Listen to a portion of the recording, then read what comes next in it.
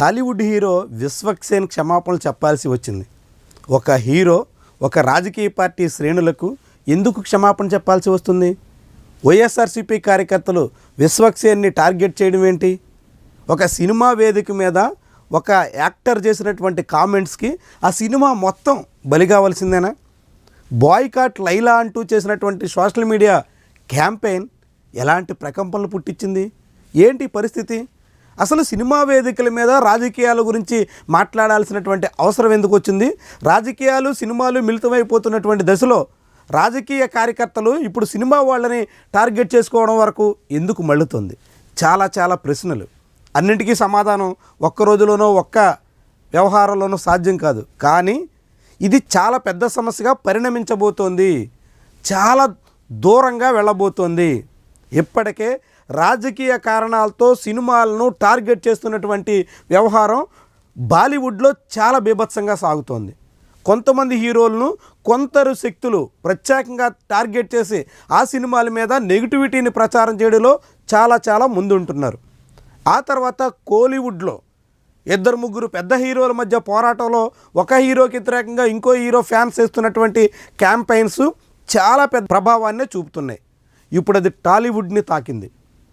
మామూలుగా కాదు, చాలా తీవ్రమైనటువంటి స్థాయిలో కనిపిస్తోంది. ఇటీవల చూసాం, దేవరా సినిమా సందర్భంగా ఎన్టీఆర్కి వ్యతిరేకంగా ఒక సెక్షన్ ఆఫ్ పీపుల్ చేసినటువంటి నెగిటివిటీ క్యాంపెయిన్. ఆ తర్వాత పుష్ప సినిమా టాలీవుడ్లో ఆశించిన మేర కలెక్షన్లు సాధించలేకపోవడానికి కారణమైనటువంటి క్యాంపెయిన్. అది మరింత ముదిరి గేమ్ చేంజర్ సినిమా వచ్చేటప్పటికి మొత్తం విస్తృతంగా అన్ని వైపుల నుంచి జరిగినటువంటి దాడి.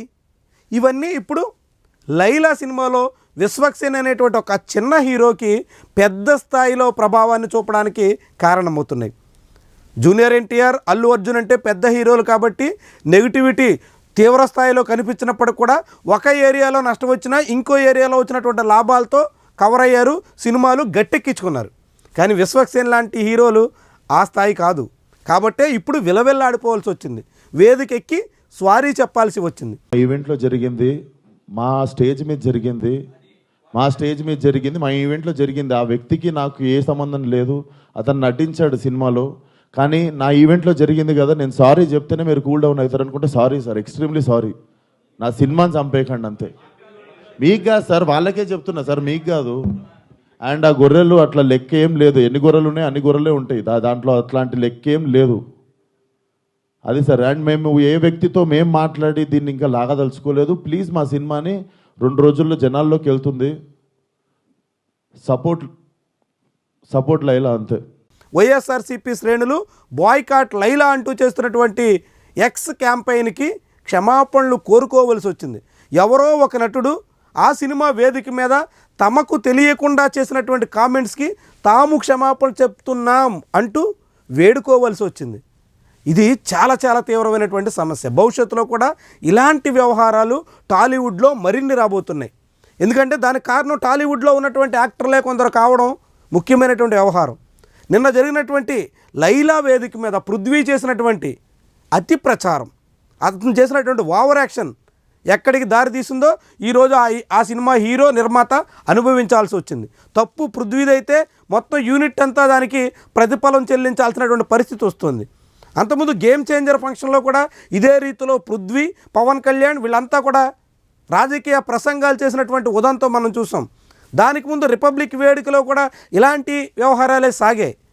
ఇలా ఒక్కొక్క సినిమాలో వచ్చే కొద్దీ కూడా రాజకీయంగా టార్గెట్ చేస్తున్నటువంటి ధోరణి మీద రాజకీయ కార్యకర్తల నుంచి ఆ రీతిలోనే రియాక్షను కనిపిస్తోంది. ఇది మొదట టాలీవుడ్లోనే మొదలైంది కాబట్టి టాలీవుడ్లోనే దానికి చెక్ పెట్టాల్సి ఉంది. దాని మీద నిర్మాతలు దృష్టి పెట్టాల్సి ఉంది.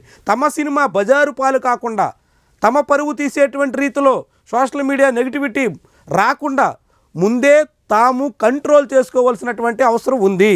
తమ సినిమా యూనిట్లో ఉన్నటువంటి వాళ్ళందరినీ నియంత్రించాల్సినటువంటి బాధ్యత ఆ సినిమా నిర్మాత మీద ఉంటుంది. ఎందుకంటే పెట్టుబడి పెట్టినటువంటి వాళ్ళే నష్టపోయేటువంటి ప్రమాదం దాపురిస్తుంది కాబట్టి దాన్ని నియంత్రించే బాధ్యత కూడా నిర్మాతల మీదే ఉంటుంది. మా కౌన్సిల్ దాని మీద దృష్టి పెడుతుందా? ప్రొడ్యూసర్ కౌన్సిల్ దృష్టి సారిస్తుందా? ఎవరు ఏం చేసినప్పుడు కూడా టాలీవుడ్లో అది నియంత్రణ జరిగితే దాని తాకిడి రాజకీయాల నుంచి కాసింత తగ్గడానికి అవకాశం ఉంటుంది. లేదంటే మాత్రం ఈ సమస్య మరింత తీవ్రవంతం అవుతుంది, మరింత మందిని ఇరకాటంలో నెడుతుంది, అనేక సినిమాల మనుగడకే ముప్పుగా మారి చివరకు టాలీవుడ్ అంతా బజారు పాలు కావాల్సినటువంటి పరిస్థితి దాపురిస్తుంది.